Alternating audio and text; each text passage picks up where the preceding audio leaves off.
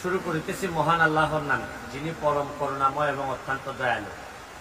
আমার এলাকায়ও চা বাগান ভাঙ্গন হয়, নর্মালি হয় নদী ভাঙ্গনের কারণে, কিন্তু চা বাগানের পানি যে ভাঙতে পারে এটার একটা ছোট্ট প্রমাণ আপনাদেরকে দেখাই। কি পরিমাণ ভাঙতে ভাঙতে কি হয়েছে দেখেন আপনারা।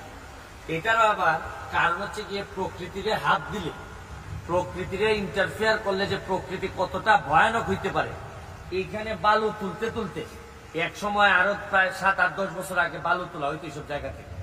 বালু তোলার কারণে এদের যে সিনটেক্সটা, একটা কেমিস্ট্রি থাকে, এই কেমিস্ট্রি নষ্ট করার কারণে আজকে পুরা সাতচল্লি বাগানের একটা বড় অংশ ভাঙতে ভাঙতে, এইদিকে দেখো, এই যে ভাঙতে ভাঙতে এই জায়গা পর্যন্ত গেছে। এই যে দেখেন, এই বাথরুমটা হয়তো আজকে কালকের মধ্যে ভেঙে পড়বে।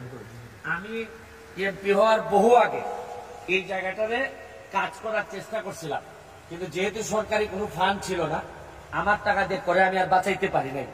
এখন এর অবস্থাটা দেখেন, এখন দেখেন এই যে বড় গাছটা, এই বড় গাছটাও ভেঙে পড়বে, আজকে কালকে রাতের মধ্যেই ভেঙে পড়বে। তারপরে আমি এই এলাকার যারা উপজাতি আদিবাসী আছেন তাদের জন্য আমি এই ব্রিজটা বানাই দিছি। দেখেন এখন এই ব্রিজেরও অবস্থা দেখেন, এই যে এই ব্রিজটাও, এই জায়গাটাও প্রায় যায়, এই জায়গাটাও প্রায় যায় দেখেন।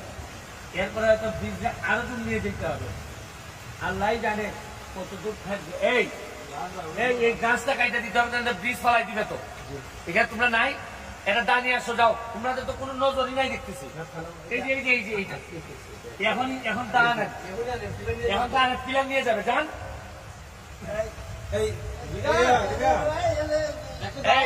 দেখেন এই যে দেখো, দিয়ে দেখাও,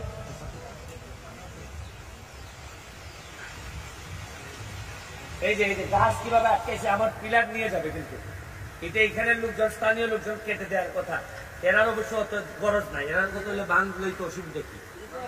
হ্যাঁ, অসুবিধা নাই না? অসুবিধা আছে যে গাছটা ভাঙার, এটা নিশ্চয়ই পড়ছে মিনিমাম 2-3 ঘন্টা আগে। জি না, আপনার 10 মিনিট আগে পড়ছে, 15 মিনিট।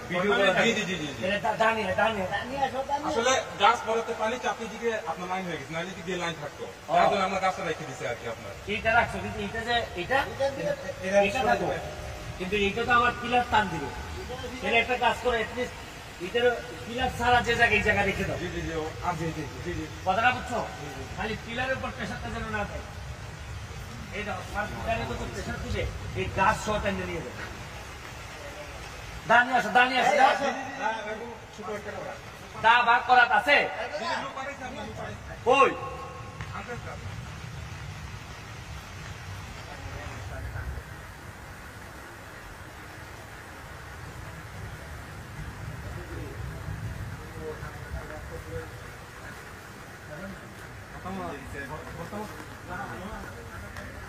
কিছুদিনের মধ্যে এটা পুরাটা ভাঙবে, এটা ভাঙলে এটা কাজ করবে,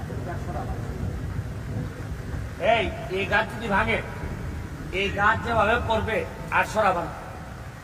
কেন সরাবান আমি বলি, এই প্রেশারটা যেন আর এইদিকে না পড়ে। গাছের কারণে বাড়ি খাবে না, মানে এই প্রেশারটা এসে তো গাছের উপর পড়বে। কারণ আমি তো দেখছি এই মুখ যদি না বাঁচে তো তোমরা আর যাইবা কোন দিকে? তোমরা এখন কোন দিকে যাও? এখন কোন দিকে যাও? তাহলে নিচে দিয়ে যাই তুলবার কি? নিচে দিয়া কোরআন যা নিচে দিয়ে কাটতে রাস্তা করে দেবো। আমি বলি এটা যদি জায়গাতে তো বীজ শূন্য হয়ে যাবো, তাহলে গাছটা এখন করলে যেভাবে আছে এই গাছ উঠানোর দরকার নাই। তাইলে পানি খালি ইটা যাতে আমার দিতে তো না নেয়, পানির ফ্লোটা কম হবে। আনছে দা আনছে, ভাই একজন যান না, একজন যান। কই দা কই আনছে?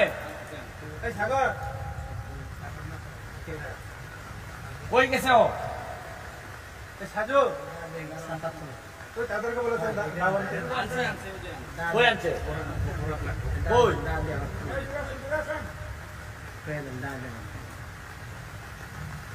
ভাই উঠিতে নামতে হবে, এইদিকে অনেক পানি। নাম্বার কোন দিচ্ছে তাই এদিকটা নামতে পারছে না।